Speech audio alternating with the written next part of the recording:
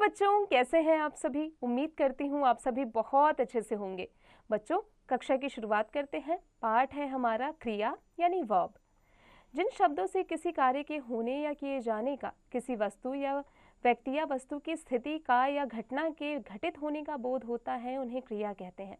नीचे लिखे वाक्यों को ध्यानपूर्वक पढ़िए एवं समझिए।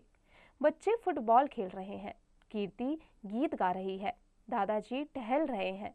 उपर्युक्त वाक्यों में रंगीन वाक्यांश खेल रहे हैं, गीत गा रही है तथा टहल रहे हैं वाक्यांश किसी काम के होने का बोध करा रहे हैं। ये सभी शब्द क्रिया है। इस प्रकार हम कह सकते हैं कि क्रिया एक विकारी शब्द है, इसलिए लिंग, वचन और काल के कारण उसके रूप बदलते हैं। जैसे लिंग है, लड़का खेल रहा है, लड़की खेल रही है। वचन, वह पढ़ रहा है, वे पढ़ रहे हैं। काल, दादाजी सुबह जल्दी उठते हैं, कल दादाजी देर से उठे, उन्होंने कहा कल से वे जल्दी उठेंगे। धातु, क्रिया का मूल रूप धातु कहलाता है, जैसे पढ़, दौड़, लिख, उठ, खा, खेल, हंस इत्यादि।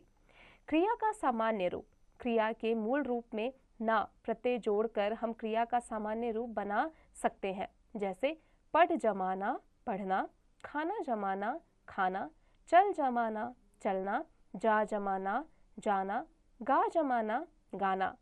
क्रिया के भेद, कर्म के आधार पर क्रियाओं को दो भागों में बांटा गया है, अकर्मक क्रिया और सकर्मक क्रिया।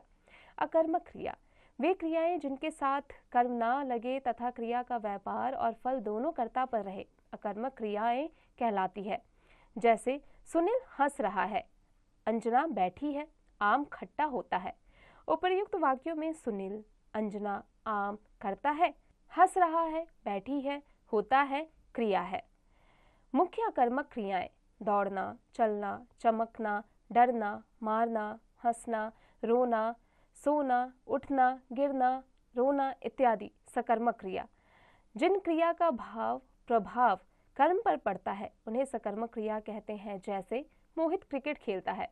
प्रश्न क्या है? मोहित क्या खेलता है? उत्तर है क्रिकेट।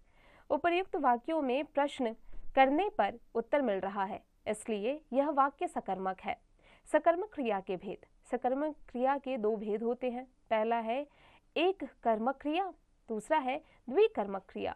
एक कर्मक क्रिया, जिस क्रिया के साथ केवल एक ही कर्म हो उसे एक कर्मक क्रिया कहते हैं। जैसे महेश पुस्तक पढ़ रहा है, मैं चाय पी रहा हूँ। द्विकर्मक क्रिया, जिस क्रिया के साथ दो कर्म हो रहे हैं उसे दो कर्मक क्रिया कहते हैं, द्विकर्मक क्रिया कहते हैं। जैसे अमन ने वरुण को पुस्तक दी, राम ने बैलों को हल में जोता। संरचना के आधार पर क्रिया के 5 भेद होते हैं। प्रेरणार्थक क्रिया, संयुक्त क्रिया, नाम धातु क्रिया, सामान्य क्रिया और पूर्वकालीन क्रिया। प्रेरणार्थक क्रिया, क्रिया का वह रूप जिससे यह पता चले कि कर्ता स्वयं क्रिया न करके किसी दूसरे व्यक्ति को क्रिया करने के लिए प्रेरित करता है, उसे प्रेरणार्थक क्रिया कहते हैं। जैसे वह धोबी से कपड़े धुलवाता है, पिताजी ने मोहित से पानी मंगवाया। प्रेरणार्थक क्रिया के 2 रूप होते हैं, प्रथम प्रेरणार्थक क्रिया और दूसरा है द्वितीय प्रेरणार्थक क्रिया। प्रथम प्रेरणार्थक क्रिया, जब कर्ता स्वयं कार्य करने में सम्मिलित हो तो उसे प्रथम प्रेरणार्थक क्रिया कहते हैं। जैसे माँ सबके लिए खाना बनाती है। द्वितीय प्रेरणार्थक क्रिया, जब कर्ता स्वयं कार्य न करके दूसरों को कार्य करने के लिए प्रेरित करता है उसे द्वितीय प्रेरणार्थक क्रिया कहते हैं। जैसे शिक्षक विद्यार्थियों से अभ्यास करवाते हैं। अब आता है संयुक्त क्रिया। 2 या 2 से अधिक धातुओं से बने क्रियापद को संयुक्त क्रिया कहते हैं। जैसे आलोक ने पाठ पढ़ लिया है, कूड़े को कूड़ेदान में डाल दो। नाम धातु क्रिया, कुछ क्रियाएं संज्ञा, सर्वनाम, विशेषण आदि से बनती हैं, उन्हें नाम धातु क्रिया कहते हैं। जैसे संज्ञा से हाथ, हथियाना, बात, बतियाना, सर्वनाम से अपना, अपनापन, विशेषण से नरम, नरमाना, लालच, ललचाना। अनुकरणवाची शब्दों से टप टप टपटपाना, थप थप थपथपाना। अब है सामान्य क्रिया। जब किसी वाक्य में एक ही क्रियापद का प्रयोग किया जाता है तो उसे सामान्य क्रिया कहते हैं। जैसे गीता ने कविता लिखी, दादाजी बाजार गए।